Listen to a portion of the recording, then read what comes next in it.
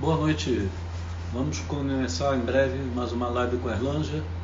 Hoje o convidado é Jackson Vasconcelos, analista e estrategista político, cara cobiçado sempre em todas as campanhas, sabe tudo. Se eu um dia for candidato a alguma coisa, candidato a CID, candidato a presidente de clube, vou tentar contratá-lo.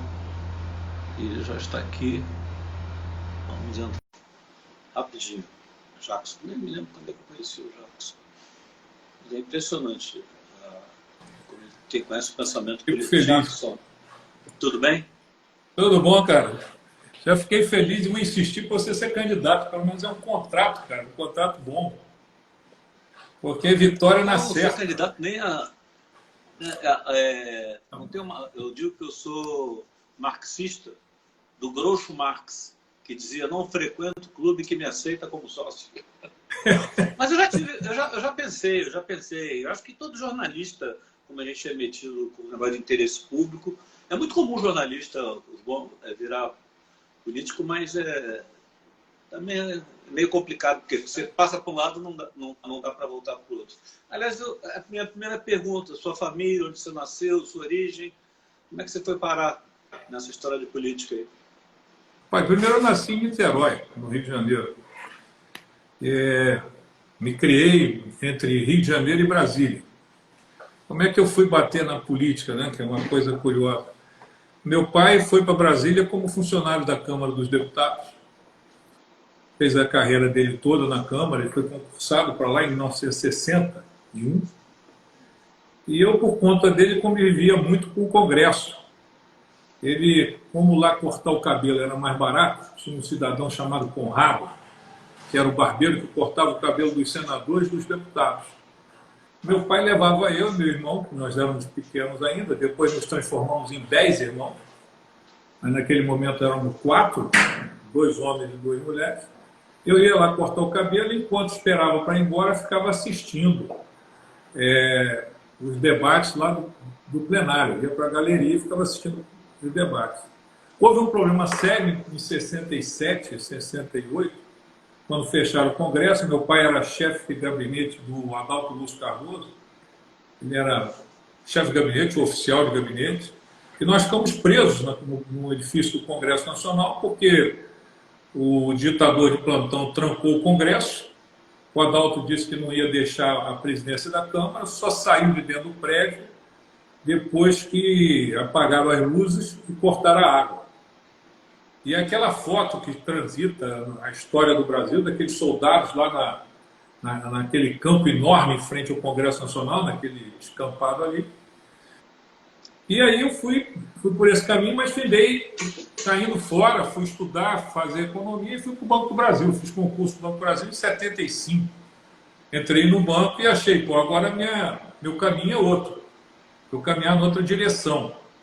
Só que aí, em 79, com a eleição, que não tinha vitória, a eleição do João Figueiredo, ele traz para Brasília e coloca o Delfim no comando da economia, e o Delfim leva para Brasília, para a diretoria de crédito rural do Banco do Brasil, o gerente de Londrina, cidadão chamado Alessio Vaz Primo. E eu não sei por que cargas d'água, alguém disse ao Alessio que eu gostava de política e conhecia bastante o Congresso Nacional. Eu, muito novo ainda, com 4 anos de banco, o Alessio me chama, me nomeia para montar a primeira assessoria parlamentar de um órgão público em Brasília. Porque naquela época o executivo se lixava para o Congresso Nacional. Só que o Figueiredo veio com um discurso de abertura, né? Ele assume já sem o AI-5 e tal. O Alessio era um cara muito esperto politicamente. O Alessio disse assim: eu vou me antecipar e vou montar uma assessoria parlamentar para funcionar dentro do Congresso Nacional, uma diretoria forte que era o crédito rural. O Banco do Brasil, década de 80, chegou a ter uma bancada de ex-funcionários do Banco do Brasil. Tinha. Tem muita gente que se elegia. Gerente do Banco do Brasil, padre e delegado no interior, tinha toda a chance de ser eleito, né? Tanto eu tive bons amigos no banco e bons amigos deputados, e vivi algumas circunstâncias bem interessantes na minha história. E aí eu toquei ali com aquela assessoria parlamentar, no meio daquela confusão, findei virando assessor parlamentar do presidente do banco. E aí conheci pessoalmente uma figura do Rio de Janeiro, chamado Rubem Medina. Eles estavam se organizando, havia uma organização para evitar a eleição do Brizola no Rio. Figueiredo tinha dito aos parlamentares o seguinte: Brizola e Arraes voltam e são candidatos. Vocês que impeçam eles de ganharem, porque se ganharem vão tomar posse. E aí no Rio de Janeiro cria-se um movimento para fazer uma campanha contra o Brizola. Eu sou cedido pelo banco ao Ministério da Fazenda, e aí vou fazer a campanha de 82, findei fazendo 82, 86, aí não voltei mais. Quando cheguei... 82 você estava com que candidato? 82 era Moreira, eu fiz a campanha Medina, e nós estávamos juntos na campanha do Moreira Franco, em 82, foi quando o Brizola ganhou. Foi um fato interessante, eu não vi a história registrar, mas a questão é que o Figueiredo tinha dito claramente que não ia interferir, né? Pois havia um movimento, Erlanger, no sentido de impedir que esses caras fossem candidatos. Isso existia. A ideia era: vamos fazer abertura, vamos fazer tudo, vamos fazer eleição para governador, mas tem uma questão: não deixa esses caras serem candidatos. E o Figueiredo não quis isso. Ele disse o seguinte: eu assistia a essa conversa com a bancada, que foi o seguinte: se vocês querem derrotar o Brizola, derrotem nas urnas. Se ele ganhar, ele leva. E de fato o Brizola ganhou o Brizola no Rio e Arraes lá em Pernambuco. E curiosamente, que pode ser o nosso papo aqui rolando, você vê que Brizola comanda a política do Rio de Janeiro até hoje, na capital principalmente, a origem do Eduardo Arraes. E Arraes está lá, em Pernambuco até hoje, né? Disputam entre eles, mas é o coração do Arraes. Curiosamente, né, a história ela marca uma posição muito séria, né, com relação a isso. É a questão do Brizola no Rio, porque se você olhar os prefeitos do Rio de Janeiro, todos tiveram origem em Brizola, a exceção do Marcelo Crivella, mas que não teve origem no Brizola, mas tinha o mesmo perfil, né? Clientelista, e etc. e tal. Mas a corrente do Brizola vem em Pernambuco. E aí eu fui para dentro.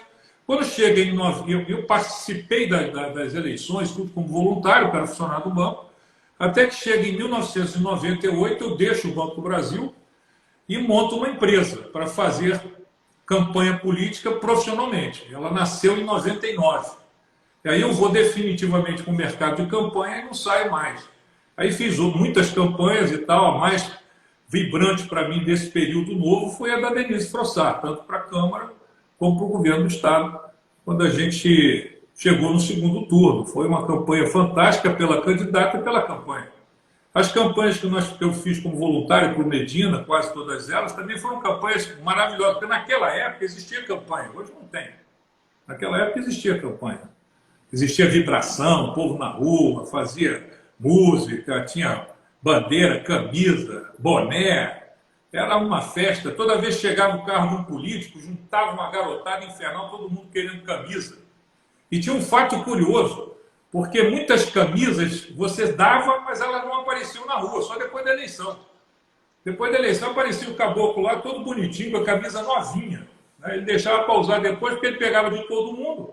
Ele pegava de todos os candidatos, então no final ele não podia usar, né? Então, mas foi uma época muito grande. Aí entrei na política e fiquei. Adoro isso, adoro o que eu faço, adoro a política. Acho que a política está sofrendo muito, porque a política tem muitos inimigos, né? O Brasil ainda vive uma circunstância muito latente da ditadura e tal, que é a tal da cultura. Você pode acabar com a ditadura fazendo eleições, fazendo tudo, mas a cultura leva tempo. Nós ainda temos uma cultura muito engessada e com muito olho no poder do Estado. O Estado muito forte, muito poderoso, e que ainda tem esse ranço. As campanhas eleitorais, elas no Brasil, elas ainda têm essa cultura da ditadura, né? É uma cultura muito forte. Não pode fazer nada, não pode fazer campanha. O cara em campanha é bandido, parte-se logo do princípio. Você está fazendo campanha, você é bandido. Então eu tenho que ter você sob controle o tempo todo. Eu tenho que botar um holofote. Tudo que você fizer, eu tenho que fiscalizar. Para você ter uma ideia, ele chegar, mas tudo isso é da legislação, não é arbitrariedade da justiça. São os próprios candidatos que fazem a legislação que torna impossível as campanhas. E fazem isso para a autopreservação. E como as legislações no Brasil elas são muito subjetivas, né? Elas podem dar sim ou dar não, os juízes têm um poder absurdo, porque eles, além de interpretar, eles também criam leis em cima da interpretação. Para você ter uma ideia, eu vivi algumas situações curiosas em campanha. Né? Eu fui fazer campanha, fui orientar uma campanha lá no interior de Goiás. Quando o governador chegou para fazer campanha, ele era do PSDB, o Maguito, que está hoje lá no hospital, e findou ganhando a eleição lá em Goiás, no hospital. Ele chega na cidade para fazer campanha, a juíza quer proibir o governador de descer na cidade. Ele disse que ele não podia, porque a legislação diz que não pode usar a máquina.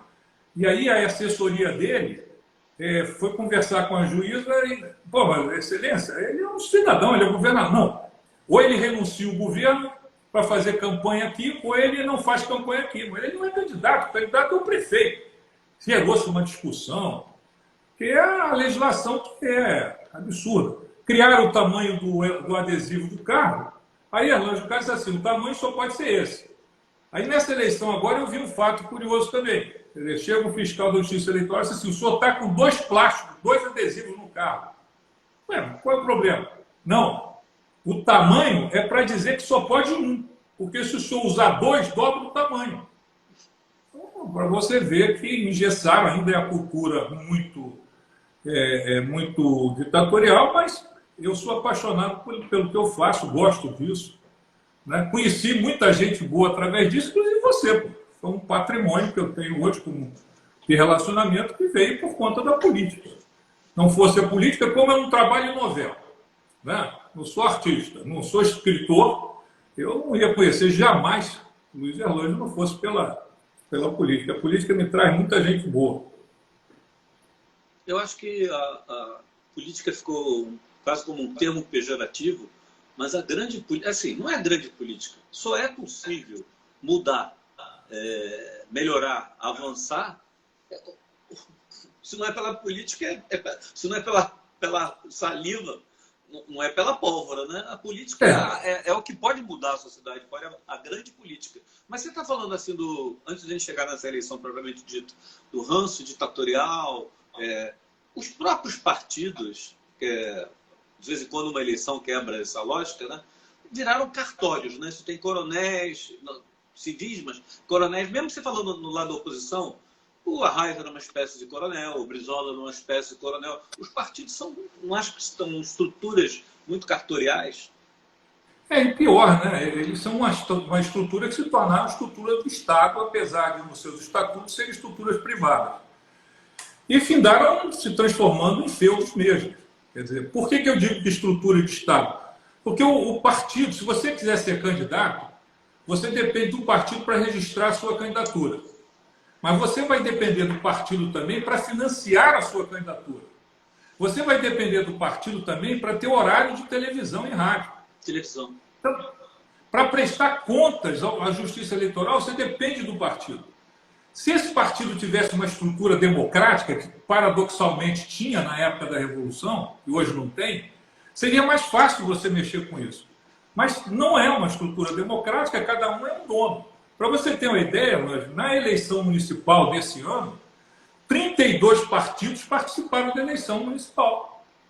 Quer dizer, você tem hoje uma carrada de partidos, por quê? Por causa do fundo eleitoral. Todo mundo passou a querer ter acesso a esse dinheiro e ser dono do partido. Então, hoje, quando você olha assim, o PSD cresceu no Brasil de 563 prefeituras. Aí a primeira coisa que você vê é o seguinte, quem é o PSD? Você bota logo na cabeça, é o ministro Kassab. Kassab. Entendeu? E assim são todos eles. Quem é o PT? O PT é o Lula. PSDB virou Dória. Essa estrutura amarrada está dilacerando a capacidade de fazer política, com criatividade, com gente nova e tal. Você fez campanha até para clube, né? Já fiz campanha para o clube de futebol, que foi uma experiência fantástica. A experiência foi no Fluminense, né? Tivemos um bom sucesso ali, porque o candidato também é muito bom e tal. Mas fui fazer para o Fluminense. Na época que fui convidado, quem me levou para o Fluminense foi a política também, através do Caiadinho, Carlos Caiado, que você conhece. O Carlos, eu fui muito amigo do pai do Carlos, do Cláudio, conheço muito o Caiadinho, gosto dele. Ele é fluminense. Uma vez ele me procurou e disse assim, olha, tem um candidato que é meu amigo, foi candidato na eleição passada, perdeu, eu acho que ele precisa de você. Aí nós fomos conversar, fizemos um contrato e fomos para dentro. Ganhamos a primeira eleição e depois ganhamos a segunda num número muito maior. A primeira eleição contra um amigo comum, que era o Júlio Bueno, que estava no governo do Estado e tal. No dia da eleição tinha até ministro votando nele lá. Mas a gente ganhou. E uma curiosidade, né, muito interessante naquela eleição. Fiz agora o Vasco também, mas a gente fala daqui a pouco. Naquela eleição do Fluminense, na primeira eleição, o candidato nosso era candidato da oposição. E a situação já estava campeã brasileira. Faltavam poucos jogos para se sagrar campeão brasileiro. O que, num clube de futebol, é quase pulir de 10. Mas nós ganhamos pela oposição. Na segunda eleição, com o mesmo candidato, esse candidato na situação, o clube indo para a segunda divisão e nós ganhamos a eleição de novo. E para aumentar ainda a semelhança, na primeira eleição, em 2010, chovia muito em Laranjeiras. Na segunda eleição fazia um calor de 40 graus. Né? Na primeira, o Peter venceu com 65% dos votos, na segunda com 82% dos votos. Foi uma experiência fantástica. E agora fizemos o Levin lá no Vasco, que está lá um imbróglio lá jurídico, mas ele ganhou a eleição no dia da eleição, convocada normalmente. Cheguei até a escrever um livro. Dirigente de clube, depois de achar que vai se eleger. Hoje o Rio veio com 2 disputando a mesma camisa do Flamengo e os 2 se estreparam, né? O Fred e o Bandeira. Mas é assim, é gestão sem título, né? Eles não ganharam títulos. Acho que o torcedor não está interessado em quem acertou com as finanças do clube, quer saber de campeonato. Antes da gente chegar na eleição, qual foi a maior barbada que você tinha e eleição que perdeu e a que você achava impossível e ganhou? A eleição que eu achava que era uma barbada e nós perdemos foi a eleição de 2018 do Índio. Eu achei que era uma eleição tranquila e tal, porque todo o quadro se desenhava na direção de você ter um candidato que surpreendesse, mas que viesse da mesma estrutura. Mas cometeu-se um erro grave ali, que foi a vinculação com o Crivella. Quando o Índio se vincula ao Crivella, na eleição de 2016, e aí ele passa a ter uma rejeição grande que ele não tinha antes. E essa rejeição fez o que fez com ele. Quer dizer, então era uma campanha fácil, tranquila. Eu achei que... Tanto é que eu sempre acreditei que o espaço que o Witzel ganhou seria um espaço fácil para ser ocupado por alguém. Né? Não seria uma eleição tradicional. Achava muito difícil a eleição tendo o Eduardo Paes como adversário. Mas seria mais fácil se a gente fizesse diferente do Eduardo. E o Índio quis fazer exatamente igual ao Eduardo. Alianças, composição.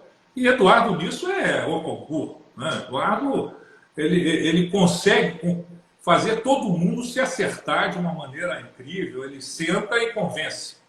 Então, você viu isso em todas as eleições dele, agora também. Na hora que a gente entrar para falar dessa eleição, eu vou dizer para você um pouco da minha percepção disso. Foi uma jogada estratégica extremamente inteligente, ele foi muito estrategista, organizou a campanha em 2016. Se eu quisesse ser mal com ele, se eu não quisesse ser mal com ele em 2018. E a campanha que foi, talvez, mais difícil e que a gente findou vencendo e tal, foi a eleição de 86 com Moreira. Era uma eleição muito difícil. Mas ali se fez um arco de aliança. Era impossível ganhar aquela eleição. Era impossível. O Brizola tinha ganho a prefeitura com Saturnino anos antes. Brizola estava muito bem. Tanto é que se fosse o Brizola candidato, talvez complicasse, mas foi o Darcy. Só que numa engenharia inteligente, que foi liderada pelo Medina, você conseguiu fazer um arco de aliança que ia do PCdoB ao PDS. no Rio de Janeiro. E por que foi feito assim? Porque quando nós sentamos e fomos olhar o quadro do Brizola, qual era o resultado do Brizola, você via claramente que o Brizola tinha 30 e poucos por cento do eleitorado do Rio. Ele ganhou em 82 com esses 30 e poucos e ganhou a eleição de 85 com esses 30 e poucos. Então era preciso levar para o outro lado os 70, um pouco menos que isso. Foi exatamente o que foi feito. Aquela eleição seria impossível de ganhar, mas ganhamos, vencemos aquela eleição com o Moreira. Foi uma eleição onde o PFL fez um senador, que também era inesperado naquele momento, que se fizesse Afonso Arinos, de Melo Franco, senador da República,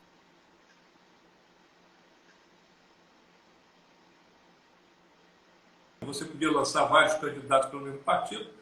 E aí, naquele desenho, se lançou um candidato pela zona sul do Rio, pela capital, lançou-se um candidato pela Baixada, que era o IDEC, e lançou-se um candidato por Campos, pelo Norte Fluminense, que era o Rockefeller de Lima.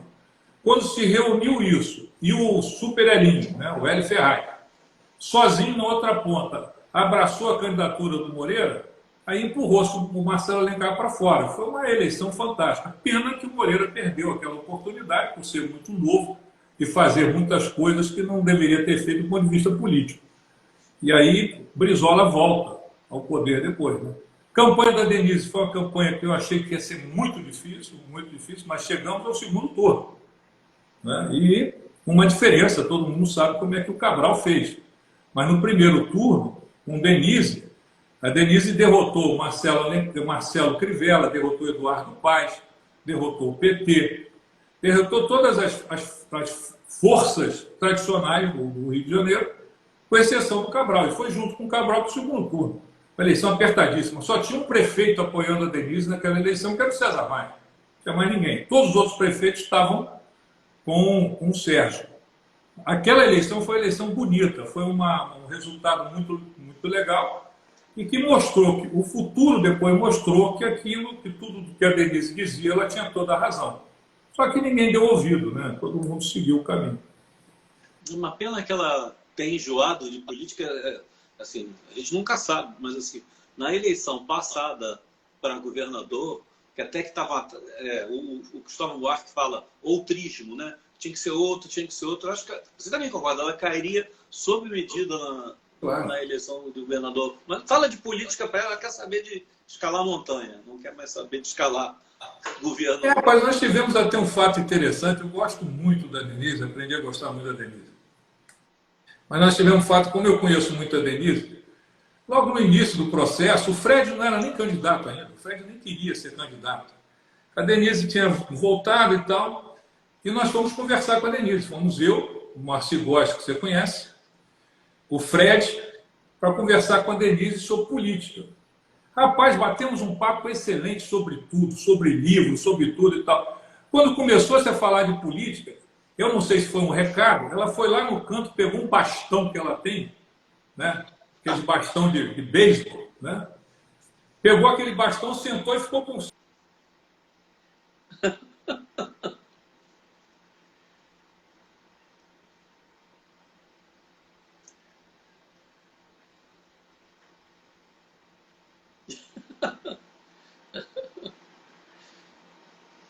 por causa da dificuldade que é ela. Ela sofreu muito naquele processo. Cabral foi o que causou menos sofrimento.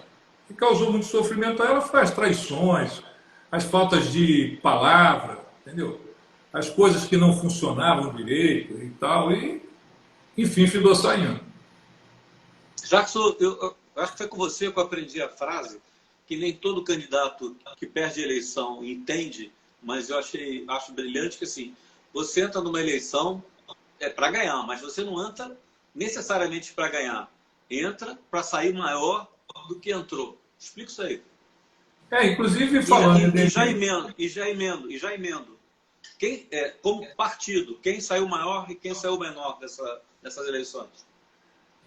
A primeira questão que você colocou, foi até uma frase que eu tinha dito a Denise quando ela me procurou, lá em 98, quando ela começou a pensar em política, que eu digo o seguinte: você pode ser candidato ou pode ter um projeto político. Se você tem um projeto político, o resultado da eleição, ele é relevante, mas ele não é decisivo. Por isso é que o Lula findou sendo presidente da República, Reagan findou sendo presidente da República, porque as derrotas elas estão criando e vão se acumulando e você vai aprendendo muito. Nas palestras que eu normalmente fazia e nas conversas com candidatos, eu sempre digo o seguinte: um candidato que tudo que dá errado. E normalmente o adversário trabalha diferente. Você diz, pô, esse cara perde todas. Não, ele aprendeu todas. Né? E aí você vê o caso do Crivella no Rio de Janeiro. Chegou uma hora que o cara aprendeu o caminho, foi andando, fez uma estratégia inteligente, ficou ganhando a eleição, juntou com a estratégia do outro lado e ganhou a eleição. Né? Então essa é uma questão importante. A nível Brasil, né, muita gente está discutindo muito essa campanha desse ano, fazendo vinculação com 2018 e 2022, que são as eleições maiores. Né? O Brasil, os comentaristas no Brasil, eles têm muita cabeça americana, né, de eleição de meio mandato. Mas o Brasil não tem eleição de meio mandato. Nos Estados Unidos tem, porque lá os mandatos são de 2 anos, né, de deputados e tal. Mas aqui não é meio mandato, aqui é eleição de prefeitura e vereadores mesmo. A população decide a questão local. E essa questão local é determinante. Então, muita gente está dizendo, mas o Bolsonaro quebrou a cara porque perdeu um monte de lugar, Bolsonaro ganhou um monte de lugar. A eleição de 2022 vai ser pensada em 2022. Evidentemente, alguns saem com cacife agora. O DEM sai com forte cacife, porque cresceu muito nesse processo. Né? Quer dizer, você sai com cacife. Você hoje o DEM tem o presidente do Senado, o presidente da Câmara, né? Tem hoje o prefeito do Rio, que finalmente se encontrou no DEM, porque já foi de lá, já voltou, já foi novamente, mas está lá. Então o DEM sai fortalecido desse processo e pode reorganizar essa questão. Nos demais partidos, houve ganho e houve perda. Não, o PT perdeu muito. O PT perdeu... O PT, eu fiquei impressionado. O PT é o seguinte, ele não fez um prefeito em capital. Ele teve o resultado só comparável a antes do Lula ser eleito. Mas também não significa que seja morto, significa? Não. Política não morre, cara. Na política não se morre. Você às vezes olha assim e diz assim, aí acabou. Não lembra do Arruda em Brasília, né? Para não falar do ACM.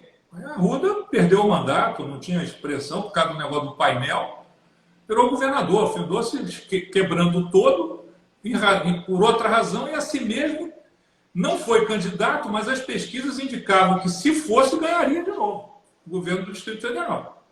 Quer dizer, a política não morre, né? Que é o eleitor tem uma maneira de pensar, né? Você, quando analisa política, se você analisar pela cabeça dos políticos, você vai chegar num resultado. Mas quando você olha a cabeça do eleitor, você vai chegar num resultado completamente oposto. Porque o político, os analistas, os jornalistas, nós, profissionais da política, vivemos política o tempo todo. O eleitor não, ele foi lá agora, votou, decidiu, vai cuidar da vida. Vai andar de bicicleta, vai fazer os negócios dele e vai desligar desse processo. Ele só vai voltar a isso em 2022. Então, o resultado de agora pode não ter nada a ver com 2022, ou pode ter a ver, dependendo da cabeça do eleitor na época, porque ele não vai mais pensar nisso. Essa eleição já foi uma eleição política. Pode falar. Não, é que é o seguinte, os partidos que ganham, obviamente, eles ficam mais fortes, mas você está dizendo que quando o eleitor vota para prefeito, ele vota com uma motivação diferente de quando ele vota para presidente. É a questão local, se a cidade está... Assim, não é um voto, digamos, menos ideológico, é isso? É menos ideológico. O que os partidos vão ter em 2022, os partidos que ganharam prefeituras, é estrutura para fazer campanha, é máquina, é inauguração, né? É visibilidade, um prefeito bem avaliado. Tudo isso vai contar. O eleitor vai trabalhar a cabeça dele em 2022 para a eleição nacional. Ele não vai trabalhar com foco do que ele decidiu agora. Agora, é evidente que os candidatos vinculados aos partidos vencedores terão mais estrutura para a campanha. Terão muito mais estrutura de trabalho. Se você tem um prefeito de Diamantina, você tem uma chance muito grande do prefeito pedir voto, ajudar, né, ao candidato a presidente que seja vinculado a ele. mas a decisão não passa por aí. Tanto é verdade que em 2018 a gente teve o que teve. Né?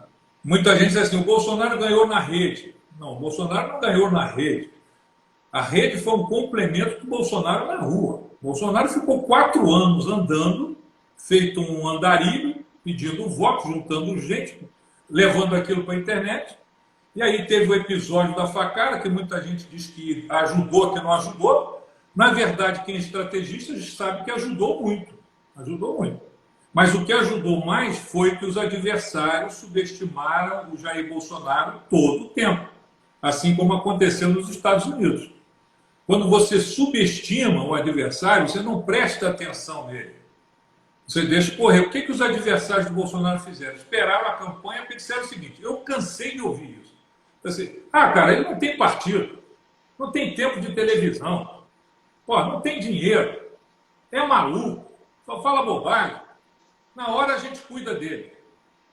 Aí o Alckmin juntou um monte de partido, fez tempo de televisão, fez tudo, tomou-lhe uma surra, porque a eleição é assim, o eleitor decide na hora.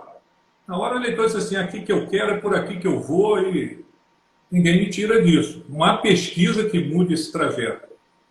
Entendeu? Agora, teimando em achar que alguma coisa pode, essa eleição pode sinalizar, sendo bem objetivamente para a sucessão do Bolsonaro, é assim, eu acho que houve um certo recado das urnas, que é o seguinte, nem é extrema-direita, nem foi o Bolsonaro e seus candidatos, nem é esquerda, né?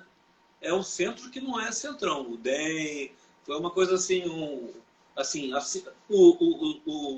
tem gente que acha que o Dória é de direita, mas assim, digamos, não é extrema-direita nem extrema-esquerda. É a tal de uma terceira via que o PSDB tentou ocupar e agora parece que está recuperando. Faz sentido? Faz sentido, e você vê o seguinte, por que isso também, né?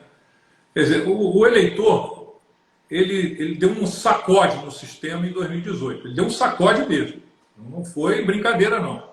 Não foi só Jair Bolsonaro. Né? Daqui a pouco eu falo sobre Wixel. Porque o Wixel todo mundo acha que foi só o Jair, não foi só o Jair. O eleitor deu um sacode. Fala do Wixel, então. Fala mais. A questão é o seguinte, Erlan, isso a gente viu até com pesquisa. O eleitor olhou o quadro de candidatos e viu o seguinte, aqui tem um índio, mas o índio é Crivella. Então eu não quero Crivella. Ele olhou o Eduardo e disse assim, Eduardo está aqui, mas Eduardo é Sérgio Cabral, Pezão, Pisciani, esse cara eu não quero. Aí ficou balançando ali com o Romário. Quando começaram os debates, eu disse, meu Deus do céu, vou botar esse cara no governo. Aí apareceu um juiz no jogo, que tinha visibilidade para o Bolsonaro. Ele aparece dizendo que vai matar e arrebentar, e era um juiz, um ex-juiz, com uma autoridade enorme e tal. Tanto é que se você pegar, no Google tem, no Wikipedia tem, inclusive, as pesquisas da época, você vai ver que o Wixel veio com 1% até setembro. Depois ele dá um salto para 4% e um salto para 7%. Em outubro, que era o momento da eleição, o Eduardo ainda era o primeiro. O Wixel virou aquele jogo ali em poucos dias. Porque o eleitor estava procurando, ele estava tateando. Quando ele já não achou ninguém, achou esse doido, foi para cima do doido, é tudo ou nada. Deu um sacode no sistema e viu que não adiantou. Francamente, o resultado dessa eleição agora é isso. Deu um sacode nisso e já não aconteceu nada. Não privatizaram coisa nenhuma, não mudaram a legislação nenhuma, aí veio pandemia, e todo mundo é ladrão mesmo, não tem essa história. E aí resolveu voltar para o eixo. E aí você tem razão, esse eixo foi retomado agora, sem sombra de dúvida. Né?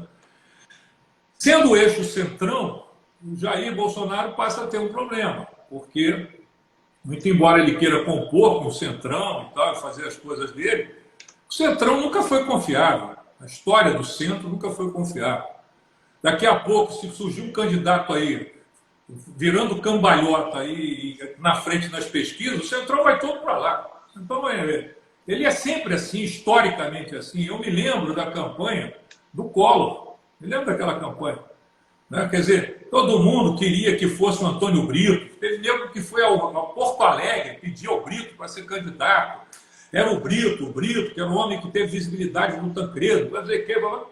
Quando o Collor abriu na pesquisa, foi todo mundo para para lá, irmão. Ficou ninguém do lado de cá. E a hora que o Collor afundou, todo mundo caiu fora, foi popular. A gente que faz muita campanha vê isso, é muito curioso, né? Por exemplo, quando a Dilma estava no auge, todos os candidatos queriam Santinho com a Dilma. Santinho com a Dilma. É Santinho. Manda o retrato da Dilma, traz o retrato da Dilma. A Dilma vinha ao Rio e todo mundo abraçava a Dilma. Na eleição seguinte, todo mundo cortando o Santinho da Dilma, jogando fora. Esse é o centrão, ele não é ideológico. Ele vai para onde a banda toca. Se amanhã surgir um nome aí, ele vai. Eu costumo fazer a piada dizendo que o centrão não se compra, se aluga. Não se compra, se aluga. E ninguém aceita de volta. Seria uma proposta. Orlando, a história das campanhas eleitorais... Mas olha só, mas não é uma injustiça você colar o DEM no centrão? Não, não é não. Ele é centrão, cara. Eu vou dizer uma coisa a você, é olhar para a história. Esse pessoal do centro, ele é tão criativo que ele chegou a criar Silvio Santos candidato. Eu tenho até no meu site esses comentários. Eles queriam alguém para fazer frente ao Collor. Aí foram atrás do Silvio Santos e lançaram o Silvio Santos candidato. E o Silvio Santos não conseguiu ser candidato por causa da justiça e tal, mas no momento que ele se lança, a cédula estava pronta. Você pega no Google aí, você vai ver no YouTube, um troço interessante. O Silvio Santos teve que mostrar que o nome dele, o número dele tinha outro nome. Então ele tinha que educar o povo a votar no número dele. Quando aquele pessoal foi para lá e abraçou o Silvio Santos, que o Collor começou a fazer acordo, todo mundo abandonou o Silvio ficou lá batilando. E isso não é feio, nem é bonito. Isso é uma coisa chamada oportunismo, que é muito próprio de quem fica no centro. Né? A sábia leitura bíblica, né, que muita gente está outro dia, hoje o Ciro usou a frase, mais ou menos, lá no Apocalipse, né, na carta às 7 igrejas, né, Jesus Cristo diz o seguinte, se referindo às igrejas, assim, referindo a uma igreja específica, ele diz assim, não és quente nem fria, és morno, por isso vomitar-te-ei da minha boca. O centrão é morno. O centrão é morno. Ele não tem posição, ele vai, por isso que chama centro. Vai para um lado, vai para o outro. Né? E aí você vai desenhando. Está passando um seriado aí no Netflix chamado Borgen, que é muito interessante, porque é uma ficção, mas é uma história que mostra bem isso. Né? Eu estou vendo a fase agora que ela está criando um partido novo. E lá era um escândalo criar um partido novo. Escândalo, porque ela era do moderados, o pessoal dos moderados e tal. Mas era muito isso. Eu não me encaixo aqui, eu procuro um lugar. Né? O Brasil faz isso há 400 anos. A opinião de repórter, não de analista, eu acho que também acabou prevalecendo, vamos dizer, a política tradicional. Políticos tradicionais. Então, aquela coisa que tinha uma moda no Brasil, tem que ter gente de fora da política, gente de fora da política. Você acha que o Moro, eu acho que com a história da Odebrecht, agora ele jogou de vez, não sei, o patrimônio dele. Luciano Huck, por que o Dória vai tocar? Você acha que o 22 vai vir com os políticos tradicionais mesmo? Os políticos tradicionais. Porque só eles suportam o jogo. Né? Você tem dois tipos na política. O aventureiro, né, e o tradicional. O tradicional, ele suporta qualquer porcadaria. Cara. Você viu o último debate Eduardo e Marcelo Crivella? Eduardo o tempo todo nas cordas, apanhando. Eu mais ou menos visualizei ali uma luta de boxe. Marcelo batendo, o Eduardo tentando sair das cordas. O político tem estômago para aquilo. E daqui a 6 meses, 1 ano, você vai ver, pode ver o Eduardo apertando a mão do Crivella, abraçando e tal. Hoje um cara me disse, isso é impossível. Como é impossível? O Eduardo fez isso com o César Maia. E no dia da posse estavam lá e tal, se abraçaram. O político tem estômago para algumas coisas que as pessoas geralmente não têm. Né? O político tradicional, o político que está aí há muito tempo, ele sabe levar essas coisas, sabe compor, sabe fazer exercício, sabe engolir sapo, que é da política. Isso não é feio, não é antiético, isso é da política. Isso faz parte, é o jogo da política. Quem vive no parlamento vê isso. O cara sobe na tribuna, esculhamba o cara, desce e cumprimenta ele e vai à luta. O povo não consegue entender isso. Né? Mas quem está de volta é a política tradicional. Ela vai ocupar todos os espaços. Mostrou essa eleição também que não é a internet, né, rede que faz político ganhar eleição. Faz político ganhar eleição é a política, a estratégia. A rede, ela é simplesmente um veículo. Ela leva a mensagem como a televisão leva, o jornal leva. Então. Tem que entender a relação com a imprensa. A relação com a imprensa todo mundo critica, mete o pau, a Globo, Globo lixo, Globo isso. Cara, a imprensa no mundo inteiro é agente político. Pô. Eu tenho convivido muito com as eleições dos Estados Unidos, porque eu tenho um filho que mora lá, tenho netos lá nos Estados Unidos, a minha nora é americana, é republicana, a família dela é republicana. Eu tenho convivido muito com a política lá. Lá a imprensa você lê um jornal sabendo que é republicano, um jornal sabendo que é democrata. Ponto. A escolha é sua. Aqui parece uma coisa do outro mundo. Não, uma das coisas que quando eu trabalhava no Globo, eu fazia parte de quem defendia, os jornais americanos publicam editorial dizendo vamos com Clinton, vamos com não sei o quê, e eles dizem que o fato deles assumirem a posição editorial faz até com que eles sejam mais rigorosos na cobertura dos candidatos. Porque se ele não pode, na cobertura, ele favorecer o candidato que ele diz que apoia. Provoca até um equilíbrio melhor na cobertura jornalística. Agora, você tocou na eleição americana, mas, assim, é claro que, de novo, pegaram um político sem carisma nenhum, sem a popstar, ele juntou ideias, articulou e tal, mas assim, na hora H, eu acho que foi decisivo. Claro que o Trump é detestável em todas as suas dimensões, mas a gente jamais saberia como é que seria sem a pandemia. No Rio de Janeiro, se você concorda, no Rio de Janeiro você também acha que isso não foi uma coisa que vai ter derrotado definitivamente o Crivella? Eu acredito que não foi... Foi um dos elementos, né? Foi um dos elementos. Mas o Crivella se derrotou. O Crivella se derrotou. Eu acompanhei de perto o início do governo do Crivella. Quando ele assumiu, era uma realidade que você tinha um problema sério de caixa. E aquelas coisas da hipocrisia. Seria um absurdo se não tivesse. Pô. O Rio de Janeiro fez uma Olimpíada, fez uma Copa. Tá certo? O Rio de Janeiro recebeu o mundo inteiro. Teve que fazer obra de galope. E a legislação brasileira é um caos. Você, para fazer uma obra, você tem que cumprir uma pancada de troço. Então, nada mais natural que o prefeito que conduziu a Olimpíada deixasse contas a pagar. Não tem problema nenhum, porque quem paga a conta é o cidadão, não é ele. Ele não é o dono das contas. Quando o Crivella entrou, Crivella cortou o número de secretarias, acabou com um monte de cargos comissionados, organizou a prefeitura, conseguiu o aumento do IPTU para ajustar as contas, só que não é dele isso. Isso não é dele, não faz parte do sangue dele. Ele gosta mesmo de nomear, de botar gente. É o político que faz isso. E aí ele destruiu o governo dele por completo. A pandemia só veio piorar o quadro todo, mas piorou muito mais para o Bolsonaro do que para ele. Porque se você avaliar, Bolsonaro estava jogando com Guedes todas as fichas na questão do crescimento econômico. Não há dúvida disso. Quando ele rompe com o Moro, ele sai rachando com todo mundo, é porque ele apostava nisso. Ele acreditou, de fato, que era uma gripezinha. Ele acreditou, ele pode ter certeza, que ele disse assim, isso aí vai passar daqui a pouco. Esses caras são malucos, estão fechando o comércio, são doidos. Tá certo? Ele acreditava nisso. Quando a crise econômica veio e derrubou a expectativa dele, ele só não se quebrou agora porque ele não é candidato agora.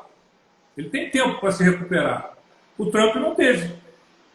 Eu me lembro que quando foi votado o impeachment do Trump, eu estava nos Estados Unidos, eu me lembro da discussão, era o seguinte, vai ter impeachment ou não vai ter impeachment? Não vai, porque os republicanos vão segurar o Trump. E seguraram no Senado. Seguraram, porque para eles não tinha problema. A economia estava crescendo e eles tinham certeza que iam ganhar a eleição. Se o quadro, na época do impeachment, fosse o que apareceu depois, eu não sei se os republicanos segurariam aquela bomba, não. Tá certo? Eu acho que empurraria no outro sentido, porque a economia é decisiva. A história americana mesmo registra fatos muito interessantes. O Nixon, ele renunciou para não sofrer impeachment, segundo a nação, porque ele mentiu à nação. Ninguém mentiu mais que o Bill Clinton. A diferença entre um e o outro era a fila no posto de gasolina.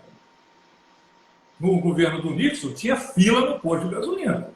A sociedade americana estava vivendo uma crise econômica brutal. No Bill, a economia estava indo embora. Porque o bolso é que decide a eleição. Certo? O bolso é que decide.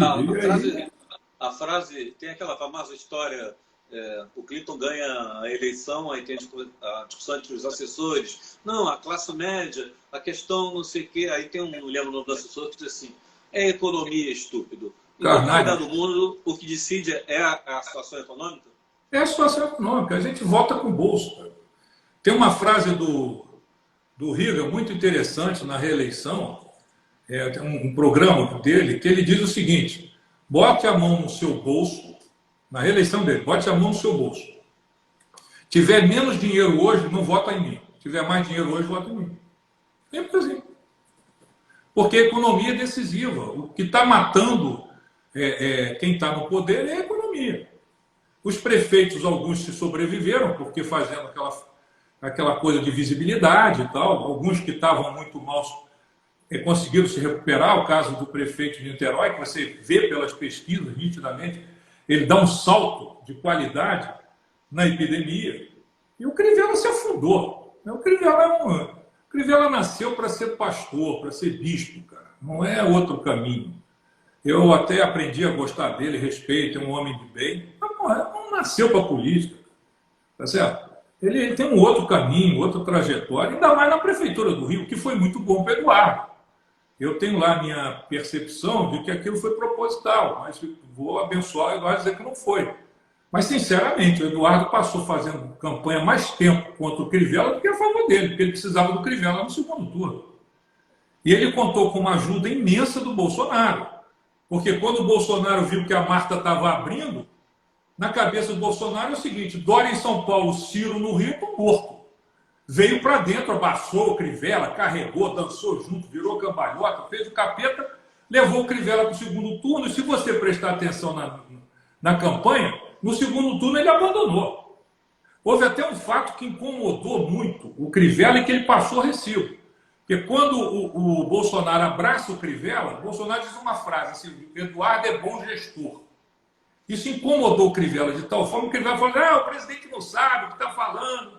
Mas era uma sinalização para o Crivella. Seguinte, amigo, vou com você até o segundo turno, eu te deixo lá e agora é Eduardo. Entendeu? Aí devo dizer... Eu não tinha pensado nisso. O interesse dele não era o Crivella, era impedir Ciro através da Marta no segundo turno. Você vê que o Crivella entra de sola quando vem a notícia que o Ciro ia para o governo da Marta. Foi um erro danado de coordenação da campanha. Total. A coordenação da campanha solta a notícia, né? E que achando que ia crescer, porque o Ciro. E aquilo afundou. Foi uma notícia dada pelo Cássio Bruno, na Veja, aquilo repercutiu, e aí acendeu a luz na cabeça do Crivella, do Bolsonaro, ele veio para dentro. Bolsonaro. Entendeu? Essa eleição era do Eduardo, porque o Eduardo sabia que o Crivella era ruim demais. Ele sabia disso. Entendeu? Ele preparou esse caminho para ele. Eu acho até que nas pesquisas indicavam que a Marta era a única que ganhava do Eduardo no segundo turno. Para você ter uma ideia, eu estava fazendo campanha do Fred, a gente estava acompanhando com pesquisa. Eu entrei na campanha do Fred já na segunda rodada. Né? Porque o Fred teve a pré-campanha e a campanha, eu já entrei na campanha. O Fred é uma figura fantástica. O Rio de Janeiro, conhecendo o Fred melhor, vai ver que eu adoro ele, conheço ele há muito tempo. Eu vou ter que te interromper. Ser candidato, nada contra o Novo como projeto, não vou nem me meter, mas ser candidato pelo Novo é difícil, que o partido, em vez de ajudar, atrapalha. Né? Porque o partido tem algumas concepções que às vezes contrariam a política. Né?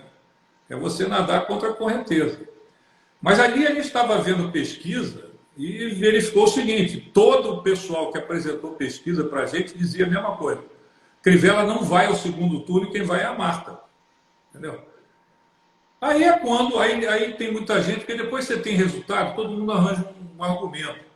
Porque bateram na Marta, ela diminuiu por isso, foi igual a Marina. Não foi nada disso. É o Bolsonaro que entrou de sola. E o Eduardo empurrando o Crivella para o segundo turno, o Bolsonaro empurrando o Crivella para o segundo turno, todo mundo empurrando o Crivella para o segundo turno, ele tinha que ir, pô, nem que fosse amarrado ali para o segundo turno. Entendeu?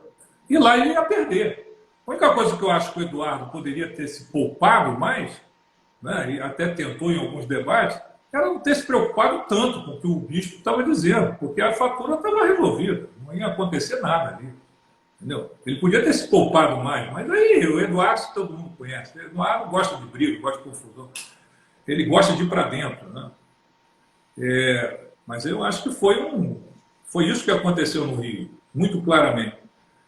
E agora vê o desenho que o Eduardo vai dar isso, né? Porque o Rio de Janeiro é muito maior do que o Eduardo imagina. Né? Não é... Eu digo isso sem medo de errar, irmão. O problema do Rio de Janeiro não são os mendigos embaixo das marquises em Copacabana. O problema do Rio de Janeiro é que o Rio de Janeiro sofre um esvaziamento econômico, social, político, brutal, e há muitos anos, quando todos eles foram prefeitos. Você não tem um prefeito na história do Rio depois de 82, o Istvan diz que é depois de 61, mas eu digo 82. Depois de 82, você não tem um prefeito em que o Rio de Janeiro foi esplendoroso, aproveitou todo o seu potencial. Não houve isso. Houve um monte de erros, um monte de acúmulo de erros, porque é a mesma corrente. Se o Eduardo não entender o tamanho disso, do desenvolvimento econômico do Rio de Janeiro, que não é fazendo pracinha, como ele fazia quando era subprefeito, não é fazendo Olimpíada de Copa, porque não tem mais, é pensando grande o Rio de Janeiro, como centro cultural do Brasil, como centro turístico do mundo. Se ele não pensar desse tamanho, ele vai fazer um governo medíocre, como fez o César o terceiro governo. Entendeu? É um desenho muito parecido. Todo político diz que vai cumprir mandato, mas assim, se não surgir uma grande modificação, você não acha que ele é candidato a governador? Eu acho que ele tem uma dificuldade, que ele findou comprando essa dificuldade para evitar o Daciolo. É o vice dele, o Nilton Caldeira. Tá certo? Eu acho que quando o Eduardo olha para o vice, imagina naquele dia que o Eduardo tem que levantar e sair candidato. Ele vai olhar para o vice e ele volta. Ele volta. Entendeu? Ele vai chegar no elevador, vai voltar, vai sentar e dizer: eu não vou fazer isso no Rio de Janeiro. Ele botou esse vice com uma composição, porque o Eduardo é bom de compor. É um vice que vai ficar esvaziado, vai ficar encostado, como o Otávio Leite ficou no governo do César, que reclamou o tempo todo que não tinha caneta, mas não tinha tinta. É o que vai acontecer. Então, isso impede o Eduardo de sair candidato a governador como ele queria. Ele queria isso. Mas ele hoje não tem vice para isso. Né? Então, para ele é difícil. Vamos para São Paulo? Vamos. Porque eu acho que assim, das grandes novidades dessa eleição foi o Boulos. Né? Você acha que ele veio para ficar? Ele pode ser uma liderança que substitua o Lula? O Lula, de repente, anula os processos e consegue voltar a ser elegível? Como é que você vê só? O Dória deu uma avançada para a candidatura à presidência. Fale sobre São Paulo. São coisas interessantes para ver. Eu começaria pelo Boulos. Eu acho que é uma grande liderança de esquerda, sim. Ele aprendeu muito, senão ele não tinha... Todo mundo se esquece que ele fez um acordo com a Erundina. Ele conseguiu fazer o que a esquerda não conseguiu fazer no Rio, ele fez em São Paulo. Ele juntou, se organizou, quer dizer, ninguém... O Erlange, não há possibilidade de enganar a Erundina. Não há possibilidade. Zero possibilidade. Pode você achar que ela está errada da forma que ela pensa. Mas você enrolar ela, ainda mais na idade que ela tem, não tem jeito. Então o Boulos fez um bom desenho ali e concorreu com um novo perfil, levou o voto dos jovens, de fato. Então ele se constituiu numa grande liderança em São Paulo, uma liderança de esquerda. Teve a infelicidade de enfrentar do outro lado o Bruno Covas com a história que tem do Mário, a história de luta da família. E São Paulo é uma cidade diferente. São Paulo já aturou Haddad, já aturou Marta, já aturou Erundina, já aturou tudo isso pela esquerda e acha que não é por ali. Então, foi isso. Agora, quanto ao Dória e a eleição em São Paulo, era interessante olhar com mais profundidade o dia do resultado da eleição. Quando o Bruno Covas faz um um depoimento, é quase um depoimento, o pronunciamento dele, e ele esquece do Dória. Ali eu percebi, há uma percepção de que ali as coisas não estão bem entre eles. Tá certo? O Dória vai ter muita dificuldade, porque eu acho que o Bruno vai tocar o governo dele. Evidentemente, se o Dória for candidato a presidente da República, eu não tenho dúvida do apoio do Bruno, né? Mas eles terão um problema. Lula. Se o Lula for candidato, conseguir ser candidato, é um grande candidato, sem dúvida. Mas não é o Lula de sempre. É um Lula cansado, é um Lula de baforio, tanto é que ele foi para as campanhas agora. Ele gravou programa de campanha com um monte de gente, tá certo? E não teve sucesso em nenhum lugar. Isso não quer dizer que ele não seja uma grande liderança. Ele é uma grande liderança. Mas a esquerda também não vai deixar agora o Lula fazer o que quer, como fez lá atrás.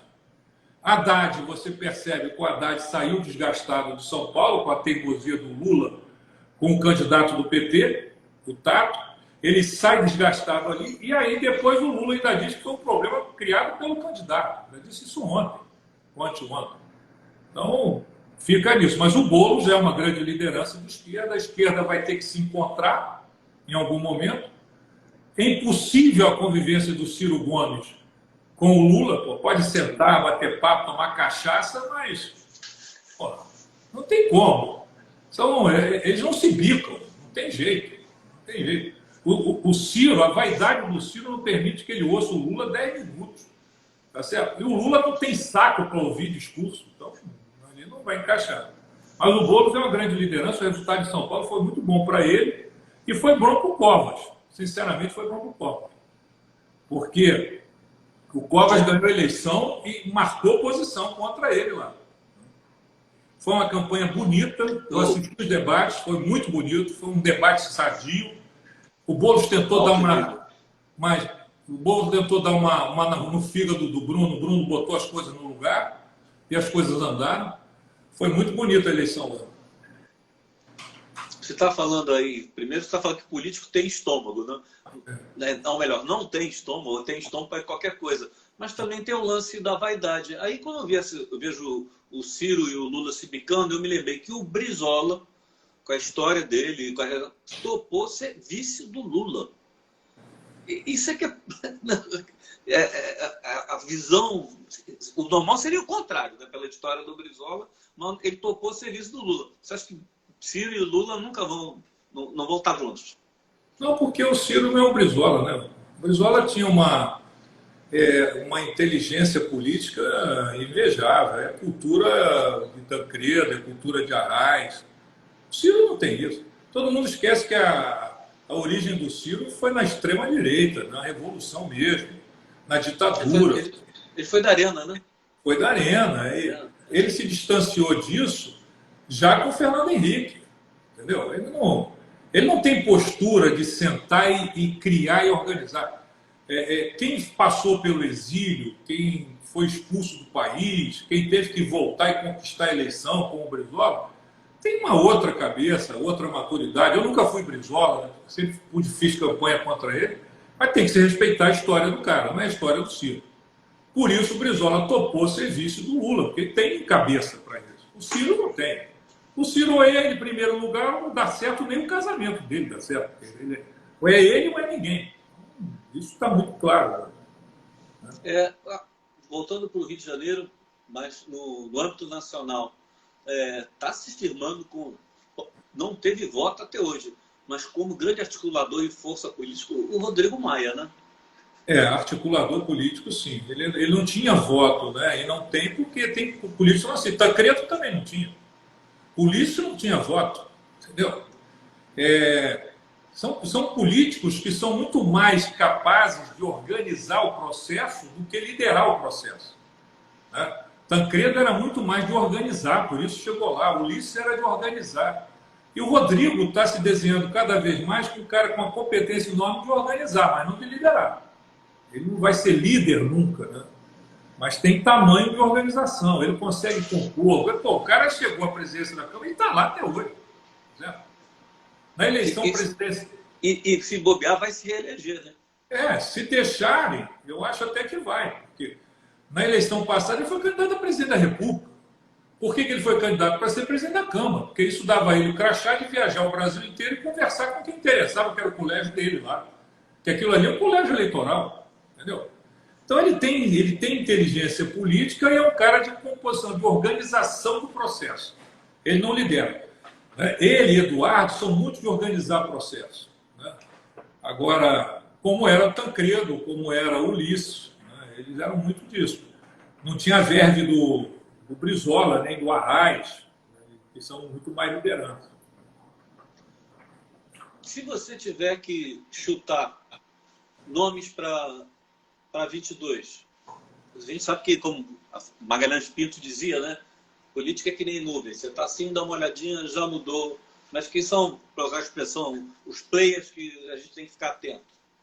Para presidente? Jair Bolsonaro, sem dúvida. O Dória é um candidato. Né? Não tenho a menor dúvida. Tem um processo interessante com o governador do Rio Grande do Sul, que também vem construindo uma estrada que pode dar certo. Já avisou que não é candidato à reeleição e nem quer ser, então. Você tem aí, pela esquerda, o Ciro vai ser candidato. Ele não pode abrir mão, a gente chega num ponto que ele não pode deixar de ser candidato. É como o Lula, não pode deixar de ser candidato. Eu não acredito que o Lula vá ser candidato, não vai, mesmo que a justiça autorize, ele sabe o risco que é. Hoje ele é um mito, ele é mais mito do que o outro. É um mito da direita e ele é um mito, né? Ele é um mito de verdade. Então são os nomes que eu estou vendo. Do Rio de Janeiro não vem ninguém, infelizmente, porque o Rio não tem expressão, os políticos do Rio não têm expressão ainda para uma disputa dessa. Mas o Rodrigo é um bom vice, né? Ele sim, vai ser vice de alguém. Ele sabe organizar esse processo, pode ser um vice de alguém. Né? Mas o Rio hoje não tem liderança. Lamentavelmente, o Rio hoje não tem nomes. Né? César se perdeu lá em 98. Perdeu completamente, foi com uma disputa com um conde que não precisaria e findou ficando limitado ao Rio de Janeiro. Então ficou limitado aqui, depois jogou todas as fichas no filho, que é legítimo isso. Todo mundo critica, mas isso é legítimo, é filho, eu sou pai, você é pai, você sabe disso. E conseguiu se organizar. Eu acho que é o quadro.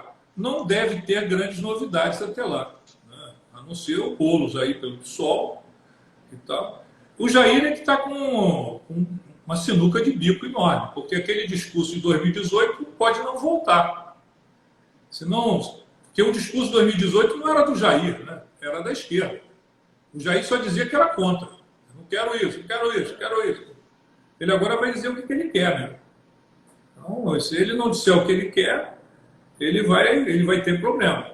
Agora, a esquerda tem que se organizar. É mais ou menos o quadro que eu estou vendo, né? Lá no Nordeste estão nascendo lideranças, aí eu diria a você, o ACM Neto é uma figura, uma personalidade para se pensar, se ele sair da Bahia, se ele começar a andar o Brasil, ele hoje é o presidente do partido. Né? Tudo bem, ele hoje comanda essa máquina monstruosa que está ganhando a eleição no Brasil inteiro, e vem da Bahia e vem com o selo de Antônio Carlos. É um bom candidato. O DEM tem como apostar uma ficha nele. Né? Tem como apostar a ficha nele. São os candidatos que eu vejo. O Moro. Todo mundo fala do Moro, mas o Moro não tem para onde ir. A esquerda ele prendeu e a direita detesta ele. O centro tem um medo dele que se pela. Tá certo? Imagina alguém do Centrão conversando com o Moro numa sala fechada. Não tem como. O nego chama todo mundo, bota holofote. O nego não vai. Então o Moro não vai. Pode até querer ser candidato, mas não vai ter por onde. Então, política é composição, né? Chega uma hora que você fecha a porta e manda o jornalista para fora. Com o Moro, eu mando o jornalista para dentro e manda o Moro lá para fora. Então, ele tem essa dificuldade. No país de democracia com voto obrigatório, eu sou favorável a 3 coisas. A voto não obrigatório,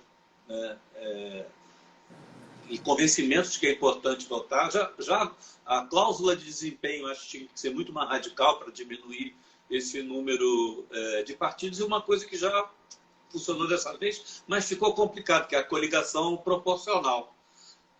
Como é que você explica teve mais abstenção do que voto no Eduardo Paes, mas foi um fenômeno assim, o processo nosso eleitoral, político, as regras partidárias, não tinha que passar por uma reforma, não?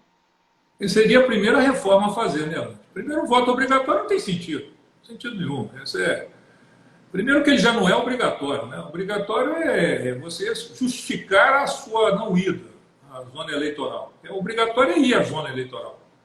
E aí você vai lá e justifica. E você não precisa dizer por que não foi. Você simplesmente diz assim, não estava com saco de ir, não fui. Bom, então o voto não é obrigatório, você paga R$3. O que prova que o eleitor continua votando não é porque é obrigado a votar. O que você está tendo hoje com o não voto, e aí é que me preocupa, quando olha a política, é que esses votos não contam. E eles deveriam contar porque eles são uma sinalização muito clara. É verdade. Eles não contam. Então, o que acontece? Aí você diz assim, Eduardo Paes ganhou com 64%. Mentira. Ele teve menos votos do que o não voto. A grande maioria do Rio de Janeiro não queria ele nem Crivella. Ou não queria ninguém disso que está aí, né? Tem um livro do Saramago, que é muito interessante, que é o ensaio sobre a lucidez, né? Ensaio sobre a lucidez, que é muito interessante. Uma população inteira resolveu votar em branco. E o sistema ficou contrariado. E começou a pegar depoimento para saber o que é isso que vocês não querem votar. Tá certo? Quer dizer, é exatamente isso que está acontecendo. Mas não foi só no Rio. São Paulo também, a abstenção foi grande. Teve mais não voto do que o voto no candidato que foi eleito. Né? Porto Alegre é a mesma coisa. E a população está entendendo o seguinte, cara, não tem ninguém aí que me interessa, ninguém me empolga, ninguém vai... Você vê que nos Estados Unidos, que o voto não é obrigatório, a presença foi quase maciça. Por quê? Havia um jogo, né? Havia um interesse em jogo. Aí a população vai e vota. No Brasil, voto obrigatório já era para ter caído há muito tempo, irmão. Suplente de senador sem voto já era para ter caído há muito tempo. Isso é um absurdo. Você chega num momento no Senado que você tem 1/3 do Senado, às vezes, até 2/3 de gente sem voto. Tá certo? Porque não tem cabimento isso. São coisas que a legislação eleitoral tem que acabar definitivamente com isso. A questão do fundo partidário, tem gente que é contra, a favor, eu nem entro na questão de ser contra ou a favor. Eu acho o seguinte, tem que haver democracia na distribuição desse dinheiro, porque é dinheiro público. Tá certo? Então, se você, Erlange, quiser ser candidato, tem que ver uma regra de um jogo e que você receba o dinheiro para ser candidato. Então, a legislação eleitoral brasileira e política é um horror. É um horror. Eu esqueci mais um da minha listinha. O camarada é deputado federal, aí disputa a prefeitura, perde a prefeitura e reassume o mandato. Eu acho que todo proporcional que fosse para executivo teria que renunciar ao mandato, porque, na verdade, o que ele acaba fazendo? Não tem nada a perder, volta e ainda alavanca a reeleição dele para proporcional. Você não acha um absurdo isso? Acho um absurdo e pior, eles estão levando para outras variáveis, como aconteceu com o Caiado e Laura Carneiro no Rio de Janeiro. Estão levando para uma variável. Eles são vereadores, perdem a eleição para deputado estadual. Aí abre a vaga, eles pedem licença como vereador e vão para a vaga. Aí a vaga volta, eles voltam a ser vereador. Isso é proibido pela legislação, mas eles sempre dão um jeitinho, sempre se arrumam e fazem. Agora mesmo, o caso concreto do Caiado, aconteceu isso. Eu gosto dele, sempre fui eleitor dele, mas é um absurdo isso. Outro absurdo é exatamente isso, você concorre em situações desiguais. E tão desigual, para você ter uma ideia, se você for governador e for candidato à reeleição, você não precisa sair do cargo. Ponto.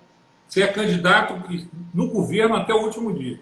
Mas se você for candidato a presidente da República, você tem que sair. Se você for candidato a deputado federal sendo governador, você tem que sair do cargo. É um negócio que você não consegue compreender. Né? Como você tem eleição de 2 em 2 anos, por malandragem, o que você faz? Você se lança candidato a prefeito do Rio, consegue visibilidade, vai para a televisão, faz campanha, sendo deputado. Aí, na sua reeleição, você tem o recall da campanha de governador, da campanha de prefeito. Quer dizer, tinha sentido, o cara vai ocupar um cargo, vai disputar o outro, ele tem que sair fora. Tem jeito. Perdeu a eleição. Pior ainda, é quando você nomeia o secretário. Você debocha da população. Porque a população derrota um cara, aí o prefeito nomeia ele secretário. Bom, e aí? o presidente nomeia ele ministro. E daí? Entendeu? Então, mas é tudo errado. Está tudo errado nesse processo. Isso não é democracia. Por isso que tem abstenção. Por isso que tem abstenção. As pessoas não conseguem entender isso. É impressionante, quer dizer, porque é uma confusão na sua cabeça. Não tem sentido. Não tem sentido. Não, olha só, agora mesmo, sem ter coligação, eu vou até falar o nome. O Arraes, Alexandre Arraes. Uhum. Ele fazendo a campanha dele de bonito, um candidato fora, digamos, do esquema político e tal. Aí começa a campanha eleitoral, tem a foto do Crivella dele, o Crivella no fundo. Quer dizer, não tem coligação proporcional, mas as pessoas achavam que votando no Arraes estariam votando no Crivella. É uma confusão. Eu acho que ele perdeu a eleição por conta disso, porque eu tenho certeza que ele teve uma votação muito abaixo do que esperava, porque as pessoas vincular. É uma coisa maluca. Coligação não devia existir nem para executivo. É uma confusão danada. Jackson, pode ser artista, pode ser escritor. Eu sempre termino fazendo uma pergunta. Qual o sonho que você deseja ver realizar em vida? Pode ser pessoal, pode ser público. Não, cara, meu sonho muito é público, é ver a política predominando novamente. Esse é o meu sonho. Eu trabalho muito, luto muito, às vezes me decepciono, às vezes me deprimo um pouco, porque eu vejo que a política perdeu muito o sentido. E a política é fascinante, fascinante. Eu assisti coisas na política impressionantes. Ontem eu fui almoçar com um grande amigo, Pedro Antônio, e eu estava relembrando para ele fatos que eu vivi com a política, que são coisas fantásticas, né? Eu gostaria muito de ver o Brasil democratizado de fato, uma democracia de fato. Nós não vivemos uma democracia. Isso é uma balela, a gente vota. A gente vota em quem eles querem, a gente decide, paga imposto porque eles querem, tudo é feito assim, você nunca tem. Eu gostaria de ver isso. No campo de vista pessoal, a vida está muito organizada, tenho filhos, tenho netos, e as coisas se estabeleceram. E estou fazendo hoje o que eu gosto, né? Que é discutir, debater política. Esse ano eu não ia nem fazer campanha, mas quando me procurou o Fred, aí eu, conversando e tal, final entrando, porque a campanha já é, para mim, um pouco do passado, né? Eu gosto de fazer isso que eu estou fazendo com você aqui, conversar sobre política, construir, escrever, estudar. Isso é muito bom. Nunca passou pela tua cabeça fazer política, ser candidato? Não, nunca me passou pela cabeça, não. Eu fui uma vez em 86 por uma questão de organização funcional. Não sabia disso, não. Sabia dessa história do seu passado, não? Conta aí. Eu tenho um santinho até hoje, com Medina, Moreira e tal, em 86. Mas por quê? Porque eu precisava vir para o Rio para fazer a campanha, né? E aí, que é uma mágica que a legislação faz, você como candidato, você se licencia. E aí eu me tornei candidato, me inscrevi no partido, me lancei candidato. Naquela época eu cheguei a fazer 8.000 e poucos votos. Trabalhei mesmo como candidato, fomos para a rua, fizemos santinho, material, Medina ajudou e tal. Aí foi uma experiência fantástica, mas muito vinculado à campanha do Rubem e à campanha do Moreira. E até que depois, mais 10 anos depois, eu fiquei deixando o banco e vim me dedicar a isso. Criei a empresa em 99 e estou com ela no mercado aí trabalhando. Agora, não me anima uma candidatura mesmo, não me anima mesmo. Eu nunca me animei em ser candidato, porque eu gosto muito de ver o processo acontecer, né? Eu fico apaixonado pelo processo. No dia que eu fui visitar a Denise, depois de muitos anos sem vê-la, eu cheguei lá e disse assim, ela sempre me chama de menino, diz assim, menino, você continua com essa história de campanha? Pois é, Denise, isso é paixão, hoje é paixão e dinheiro. É a minha sobrevivência, é o meu mercado, é a minha profissão.